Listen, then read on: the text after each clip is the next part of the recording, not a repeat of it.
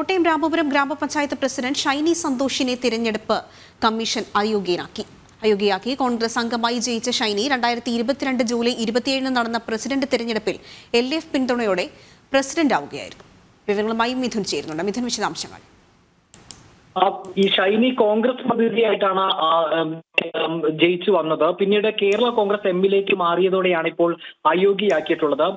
കോൺഗ്രസ് അംഗമായി ഷൈനി 2022 ജൂലൈ 27 നടന്ന president തെരഞ്ഞെടുപ്പിലാണ് LDF പിന്തുണയോടെ പ്രസിഡന്റ് ആവുകയായിരുന്നു. ഇതിനെ തുടർന്ന് UDF തെരഞ്ഞെടുപ്പ് കമ്മീഷനിൽ പരാതി നൽകി. ഈ UDFന്റെ പരാതിയിൽ നടത്തിയ അന്വേഷണത്തിനൊടുവിലാണ് ഇപ്പോൾ ഷൈനിയെ തെരഞ്ഞെടുപ്പ് കമ്മീഷൻ അയോഗ്യയാക്കിയിരിക്കുന്നത്.